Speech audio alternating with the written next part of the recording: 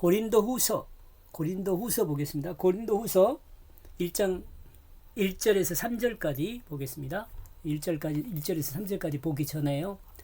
고린도 전서에서 주로 무슨 이야기를 했냐, 간단하게, 아주 간단하게 요약을 해놨습니다. 제가 요약한 것이니까 여러분이 또 공부를 하면서 요약할 때는 다를 수 있어요. 이것은. 네.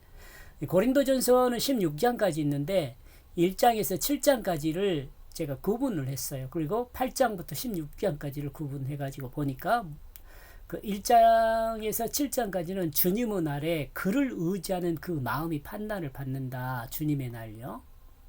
또 8장에서 16장까지는 주와 한 몸인 성도는 은사로 주님을 본받는다. 이렇게 정리를 해보았습니다. 그러니까 이 두 개를 합하면 이제 주와 한 몸인 성도는 은사로 섬기며 주를 본받는다. 이렇게 두 개를 합해서 이렇게 고린도전서는 주와 한 몸인 성도는 은사로 섬기며 주를 본받음 이렇게 정리해 볼 수 있다. 이렇게 정리를 했습니다. 저는 여러분 다를 수 있어요.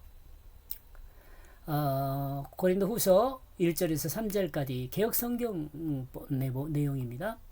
1절 하나님 뜻으로 말미암아 그리스도 예수의 사도된 바울과 및 형제 디모데는 고린도에 있는 하나님의 교회와 또 온 아가야에 있는 모든 형제 성도들에게 하나님 우리 아버지와 주 예수 그리스도를 쫓아 은혜와 평강이 있기를 원하노라. 이 인사죠.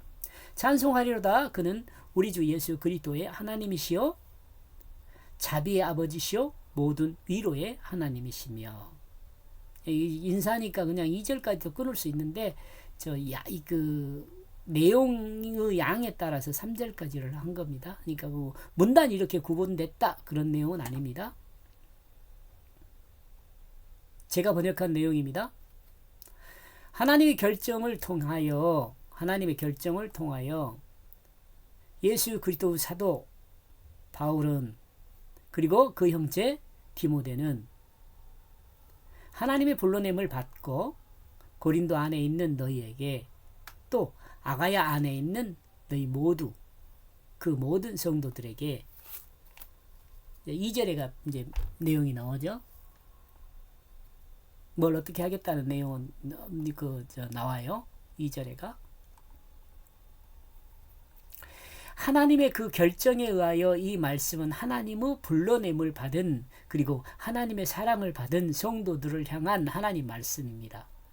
지금 디모데나 바울이나 이런 말을 이 바울은 작은 자죠. 이 결정은 뜻이에요. 하나님 뜻. 하나님의 말씀이라는 거죠. 그러니까요. 여러분이 여기 우리가 제가 여기 거기 말을 했는가 모르겠어요. 밑에 제가 생각하는 내용 중에요. 바울이 기록한 성경이 뭐 한 14권 정도 된다 그래요. 정확한 건 아닙니다. 14권 정도 되게 이제 학자들에 따라 조금 한두 권 정도 차이가 있지만은 14권 정도 된다 그래요. 근데 바울이 기록한 성경의 인사말 중에 처음 들어가는 말 중에 하나님의 결정을 통하여 예수 그리스도 사도된 바울은 이런 식으로 바울의 정체성에 대해서 이렇게 딱 정리를 하고 넘어가잖아요. 근데 이때 정리한 내용은요. 바울 자신의 권위를 높이기 위한 것이 아니에요. 이것은 바울의 권위를 높이기 위한 것이 아니고 바울이 기록한 그 말씀 성경이 하나님의 권위를 가졌다는 것을 강조를 해요. 그러니까 이 바울의 서신이 바울이 대신 기록한 편지가 하나님의 말씀이라는 것을 강조하는 거예요. 이해하시겠죠? 이러므로 이 말씀은 고린도 교회와 아가야 안에 있는 성도들만을 위한 말씀이 아니라 하나님 뜻 안에서 부름을 받은 시대와 장소를 초월한 모든 하나님의 사랑을 받는 성도들을 향한 말씀입니다. 지금 막 앞에서 제가 잠깐 정리한 내용이 이것으로도 충분히 가능하죠. 2절 은혜가 너희에게 있다. 우리의 아버지 하나님으로부터 기원한 그리고 주 예수 그리스도의 하나 되게 함이.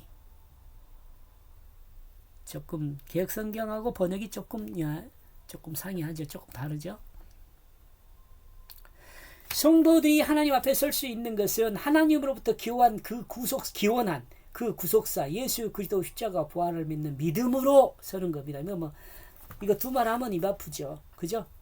우리가 믿음으로 서는 거예요. 다른 걸 그러니까 돈으로나 권위로나 건강으로 그런 걸로 하나님 앞에 서는 게 아니에요. 믿음으로 서는 거예요. 어떤 믿음요?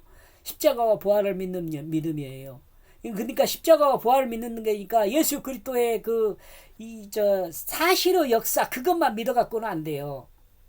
요 십자가와 부활을 믿는다는 것은 내가 죽고 내가 예수 생명으로 살았다는 그것을 믿는 거예요. 아마 이야기하고 있을 겁니다. 이건 아주 중요한 거니까. 타락한 인간을 구원하기 위하여 하나님이 작정하셨고 그 작정하신 뜻을 따라 말씀으로 계시하셨습니다. 말씀으로 계시하는 그 말씀의 실체가 예수 그리스도로 이 땅에 오셨습니다. 그리고 예수 그리스도는 십자가의 대속과 부활로 하나님의 구속사를 완성해 두셨습니다. 그러니까 예수 그리스도가 완성했다 이렇게 해도 틀린 말은 아니에요. 그렇지만 하나님이 작정하신 경륜을 따라 완성하신 거예요. 그러므로 구원받을 수 있는 사람은 하나님 앞에 설 수 있는 사람은 이렇게 말해도 돼요. 그 말씀은 실체로 오신 예수 그리스도를 믿는 사람입니다. 이 믿음은 예수 그리스도의 그 사실의 역사인 십자가와 부활을 믿음으로 알고 알아야 돼. 이건 이제 아는 거예요. 십자가와 부활을요 계속 믿는 사람이 있다고 하면 그 사람은 어리석은 사람이에요. 사실의 역사를 계속 믿고만 있다 하면 어리석은 사람이죠. 예를 들면 우리나라 역사책을 그냥 믿는다고 이야기한 것이 안다고 하잖아요. 안다고.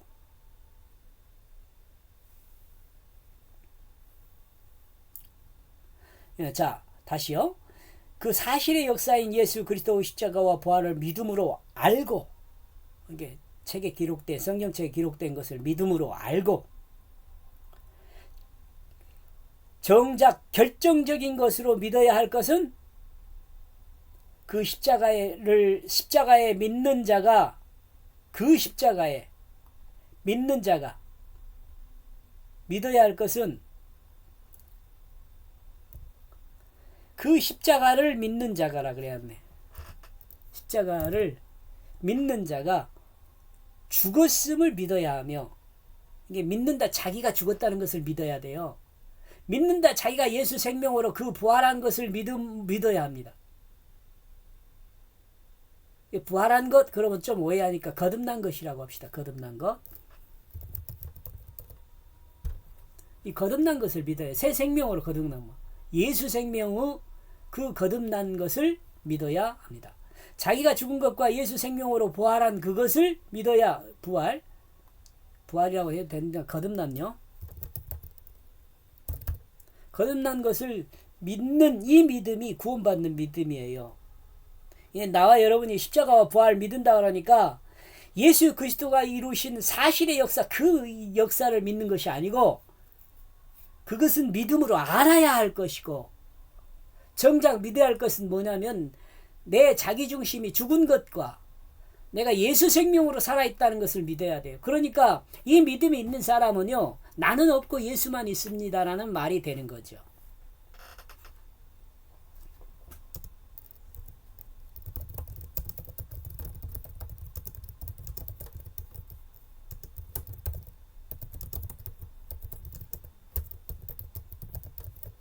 이렇게 하고요. 이러므로 이 그리스도인은 나는 없고 예수만 있어요. 예수만 있으니까 예수를 닮아가는 거죠. 그리고 하나님의 자녀가 되는 거죠. 3절. 그 하나님은 찬양받을 만하다. 그리스도 예수 우리의 그 주의 아버지는 그는 자비의 아버지이다. 그리고 그는 모든 위로자의 아버지이다. 하나님이다. 미안합니다. 하나님입니다.